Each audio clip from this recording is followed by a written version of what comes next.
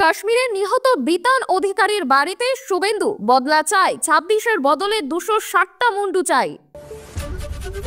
সব জঙ্গিকে খুঁজে বের করে উপযুক্ত শাস্তি দেব হুঁশিয়ারি প্রধানমন্ত্রীর। 2রা মে মাধ্যমিকের ফল প্রকাশ, পরীক্ষায় 70 দিনের মাথায় ফল প্রকাশ করতে চলেছে পর্ষদ।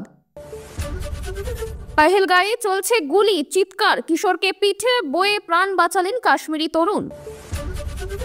শুভেন্দুর মুখে হিন্দুস্তান মুর্দাবাদ, গুলিয়ে লাত, তীব্র খোঁচা কুণালের। পেহেলগাঁও কাণ্ডে নিহতদের জন্য বড় সিদ্ধান্ত অরিজিতের, বিশেষভাবে প্রতিবাদ শিল্পীর। 48 ঘন্টায় ভারত ছাড়ো, সীমান্ত পার হতে পাকিস্তানিদের ভিড়। মানব সভ্যতার বুকে ক্ষত চিহ্ন, কাশ্মীরে হামলার ঘটনার নিন্দা করে বিবৃতি হাসিনার। পেহেলগাঁয়ে পর্যটকদের হত্যার প্রতিবাদে পথে নামছে তৃণমূল কংগ্রেস, ডাক মিছিলের। মেয়েদের সাফল্যে ইস্ট বেঙ্গলকে 50 লক্ষ টাকা মুখ্যমন্ত্রীর, মহিলা দলকে দিলেন ট্রফিও। এতক্ষণ শুনছিলেন সংবাদ শিরোনাম, এবারে বিস্তারিত। কাশ্মীরে জঙ্গিদের গুলিতে নিহত বিতান অধিকারীর বাড়িতে শুভেন্দু অধিকারী। নিহত বাঙালি পর্যটকের পরিবারের পাশে থাকার বার্তা রাজ্যের বিরোধী দলনেতার। এদিন তিনি বলেন, ভারতীয় হিন্দু বলেই খুন করা হয়েছে। ডেমোগ্রাফি দেখে কাশ্মীর যান, যেখানে হিন্দুর সংখ্যা বেশি সেখানে ঘুরতে যান। যা মুর্শিদাবাদ তাই কাশ্মীর। মুর্শিদাবাদে বাড়িতে ঢুকে হিন্দুদের ওপর হত্যা। হরগোবিন্দ দাস ও চন্দন দাসকে কুপিয়ে খুন কেন? কেন পুলিশ পালিয়ে গেল? মুর্শিদাবাদে কেন লুকিয়ে পড়ল দোকানে? প্রশ্ন তুলছেন বিরোধী দলনেতা। এদিকে কাশ্মীরের জঙ্গি হামলায় কেন্দ্রের মোদী সরকারের দিকে আঙুল তুলেছে বিরোধীরা। এদিন শুভেন্দু বলেন, কাচের ঘরে বসে ডিল ছুড়বেন না মমতা বন্দ্যোপাধ্যায়। সেনার গাফিলতি থাকলে তদন্ত করে দেখা হবে। প্রধানমন্ত্রীর ওপর ভরসা রাখুন। আমরা বদল চাই, বদলা চাই, 26-এর বদলে 260টা মুন্ডু চাই। আমরা চাই গাজার মতো পাকিস্তান শেষ করতে। 260 জিহাদিকে মেরে বদলা নিয়ে দেখাক ভারতীয় সেনা। পাকিস্তানের মদতে পরিকল্পিত হামলা, পাকিস্তানকে গুড়িয়ে দেওয়া উচিত। 26টা মেরেছে হিন্দু বলে আমরা 260টা চাই। পেহেলগাঁয়ে জঙ্গি হামলায় বিস্ফোরক শুভেন্দু অধিকারী। তিনি প্রধানমন্ত্রীকে অনুরোধ করেন আর্মি এবং প্যারামিলিটারির জন্য।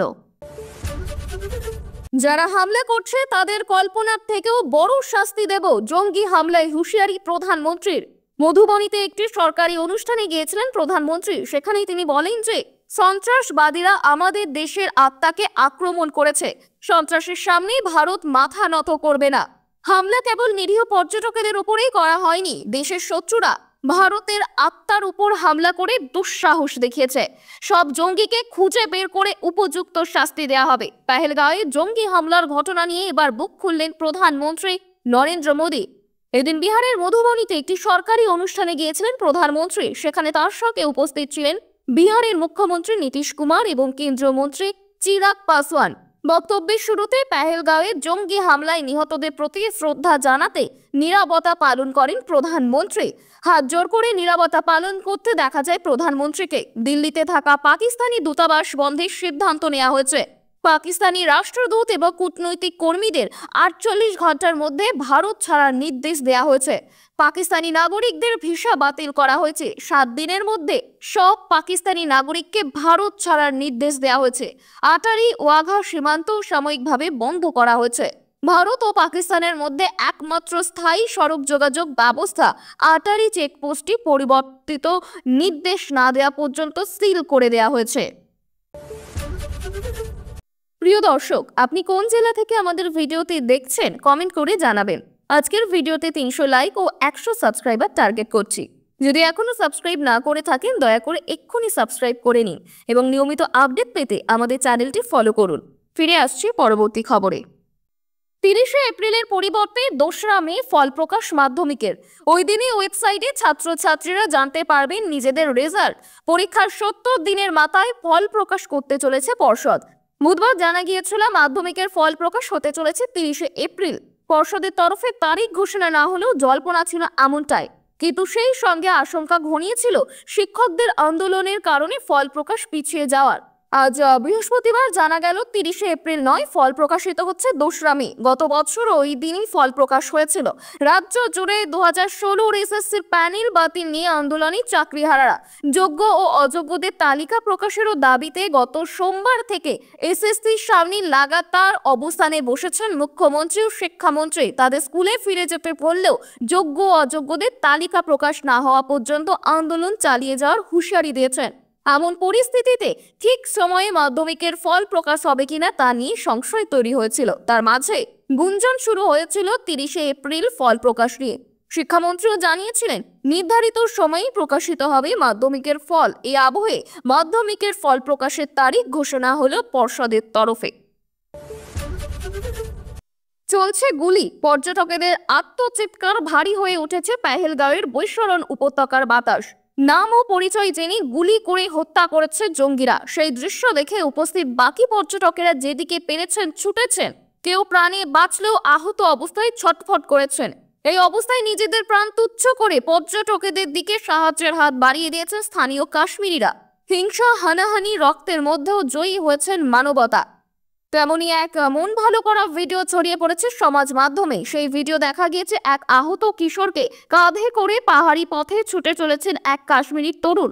ভিডিওটি সমাজ মাধ্যমে এক্সে ছড়িয়ে পড়তে তার ঝড়ের বেগে নজর কেড়েছে সমাজ মাধ্যম ব্যবহারকারীদের। ভিডিওটি পোস্ট করে লেখা হয়েছে, ইনি একজন স্থানীয় কাশ্মীরি একটি কিশোরকে পিঠে করে নিয়ে বৈশরণ উপত্যকা থেকে পালিয়ে যাচ্ছে। সন্ত্রাসীরা যখন পাহাড়ে গুলি চালাচ্ছে, এর প্রাণ বাঁচাতে এগিয়ে আসেন ওই তরুণ।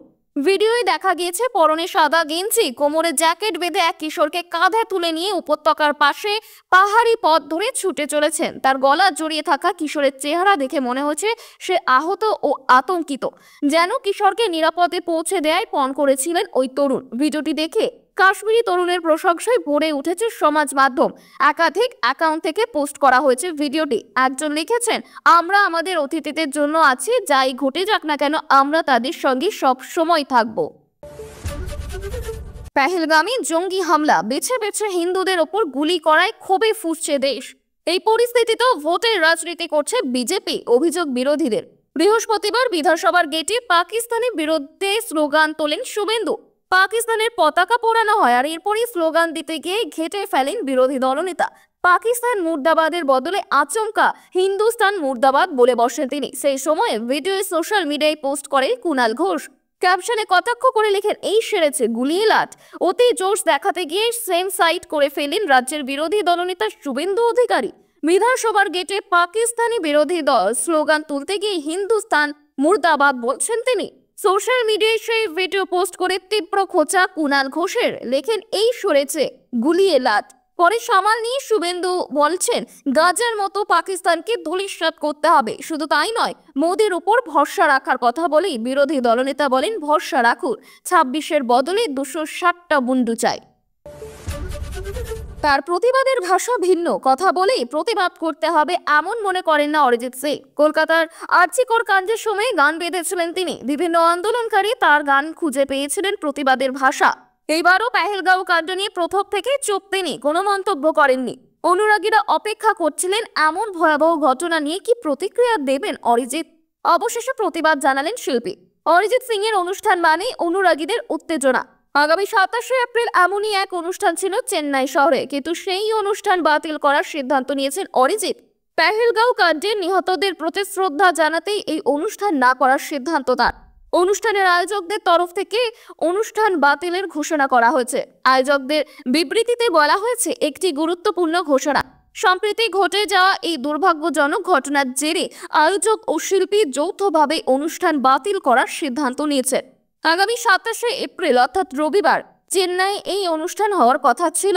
যারা এই অনুষ্ঠানের টিকিট কেটেছিলেন তাদের সকলকে পুরো টাকা ফেরত দেওয়া হবে বলেও জানানো হয়েছে আয়োজকদের তরফে থেকে। দর্শকদের ব্যাংক অ্যাকাউন্টে সরাসরি টাকা পৌঁছে যাবে। 48 ঘন্টার সময় দিয়েছে কেন্দ্র সরকার, তার মধ্যে ভারত ছাড়তে হবে পাকিস্তানি নাগরিকদের। বুধবার এই নির্দেশ আসার পর বৃহস্পতিবারই ভারত ছাড়ার ভিড় অমৃতসরের আত্তারি ওয়াঘা সীমান্তে।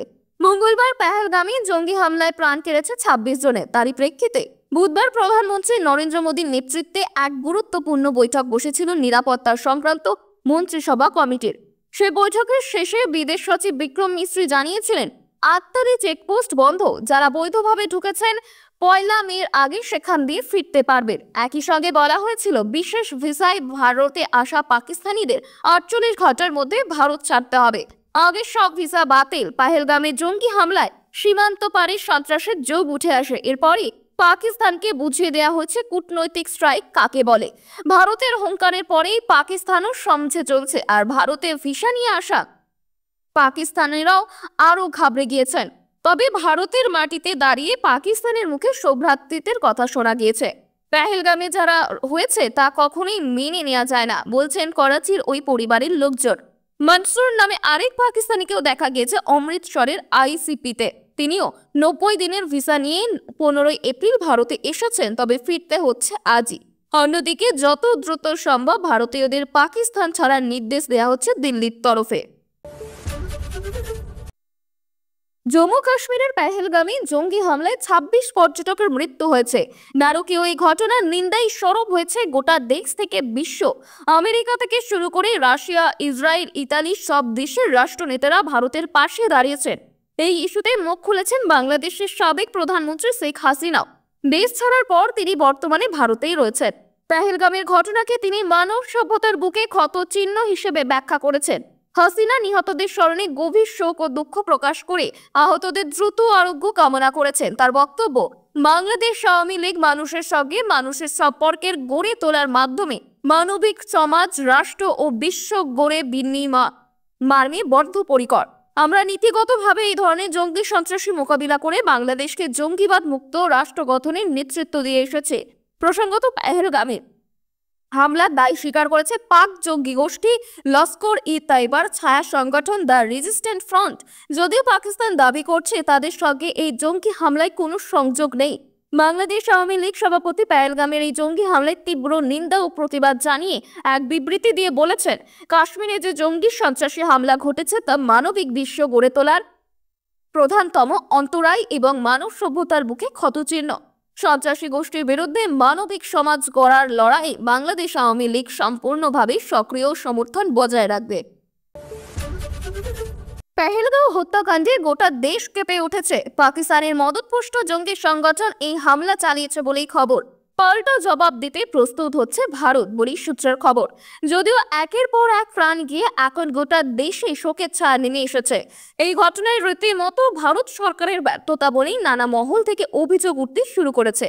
এই হত্যাকাণ্ডের প্রতিবাদে আজ বৃহস্পতিবার রাজ্য জুড়ে মোমবাতি মিছিলের ডাক দিয়েছে তৃণমূল কংগ্রেস। ইতিমধ্যে সিপিএম প্রত্যেক জেলায় গতকাল থেকে প্রতিবাদ মিছিল করতে শুরু করে। বুধবার রাতে বিমানে করে কলকাতায় পৌঁছেছে 3টি মৃতদেহ। তাদের সঙ্গে পরিবারের সদস্যরাও ছিলেন। এবার এই ঘটনার প্রতিবাদে তৃণমূল কংগ্রেসের পক্ষ থেকে কর্মসূচির কথা ঘোষণা করা হয়েছে। তৃণমূল মনে করে এটা সেনাবাহিনী জায়গা হওয়া সত্ত্বেও সুরক্ষা এবং নিরাপত্তা এত ঢিলেঢালা ছিল কেমন করে। এটা ভারত সরকারের ব্যর্থতা বলেই মনে করে ঘাসফুল শিবির। বাংলা 3 জনের মৃত্যুর বিষয়টি নিশ্চিত করেছিলেন মুখ্যমন্ত্রী মমতা বন্দ্যোপাধ্যায়। 3টি মৃতদেহ এবং তাদের পরিবারের সদস্যদের রাজ্যে ফেরাতে সব রকম ব্যবস্থা করে দেয় রাজ্য সরকার। এই গোটা পরিস্থিতি তদারকি করেছেন খোদ মুখ্যমন্ত্রী। এই ঘটনার তীব্র নিন্দা জানিয়ে সব রকম ভাবেই মৃতদের পরিবারের পাশে থাকার আশ্বাস দেন মমতা বন্দ্যোপাধ্যায়। আর তারই সঙ্গে এই আবহে জঙ্গি হামলার প্রতিবাদে মৃতদের আত্মার শান্তি কামনায় এবার রাস্তায় নামার সিদ্ধান্ত নিয়েছে তৃণমূল কংগ্রেস।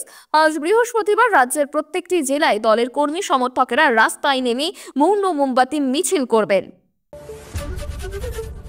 IWL মেয়েদের সাফল্যে ইস্ট বেঙ্গল ক্লাবকে 50 লক্ষ টাকা উপহার মুখ্যমন্ত্রী মমতা বন্দ্যোপাধ্যায়। বৃহস্পতিবার ইস্ট বেঙ্গলের শতবর্ষ উদযাপনে মশাল সিনেমার উদ্বোধনের অনুষ্ঠানে এসে ইস্ট বেঙ্গলের সভাপতি ও শীর্ষকর্তা দেবব্রত সরকারের হাতে 50 লক্ষ টাকার উপহার তুলে দিলেন মুখ্যমন্ত্রী। সেই সঙ্গে মহিলা ফুটবল দলের এই সাফল্যে হার্দিক শুভেচ্ছাও জানিয়েছেন তিনি। ইস্ট বেঙ্গলের মহিলা ফুটবল দলের সাফল্যের রাস্তায় এগিয়ে যাওয়া নিয়ে আশাবাদী তিনি। এই দিনের অনুষ্ঠানে এসে মুখ্যমন্ত্রী মহিলা ফুটবল দলের সদস্য সহ কোচকেও অনেক কৃতিত্ব দেন। কয়েকদিন আগেই বাংলার প্রথম দল হিসেবে IWL চ্যাম্পিয়ন হয়ে ইতিহাস তৈরি করেছে ইস্ট বেঙ্গলের মহিলা ফুটবল দল। সেই ট্রফি এদিন মুখ্যমন্ত্রী মমতা বন্দ্যোপাধ্যায়ের হাতে তুলে দিলেন সুইটি দেবীরা। আবার মহিলা ফুটবলদের হাতে বিশেষ ট্রফি তুলে দিলেন খোদ মুখ্যমন্ত্রীও। মহিলা ফুটবল দলের এই সাফল্যে তিনি উচ্ছ্বাসিত। এএফসিতে তারা সফল বলেই আশাবাদী মুখ্যমন্ত্রী জানিয়েছেন এই মহিলা দল ইস্ট বেঙ্গলকে সম্মান এনে দিয়েছে। কোচকে আমার বিশেষ ধন্যবাদ। মেয়েদের দলকে অনেক অভিনন্দন রয়েছে। মেয়েদের এএফসি চ্যাম্পিয়ন লিগও চ্যাম্পিয়ন হওয়ার ব্যাপারে আশাবাদী। ইস্ট বেঙ্গল মহিলা দলের কোচ সহ মহিলা ফুটবলারদের এমনই সাফল্যের জন্য অনেক শুভেচ্ছা জানিয়েছেন মুখ্যমন্ত্রী মমতা বন্দ্যোপাধ্যায়। এতক্ষণ শুনছিলেন আজকে সেরা 10টি খবর। ফিরে আসবো বিরতির পর। সঙ্গে থাকুন, দেখতে থাকুন কলকাতা পত্রিকা।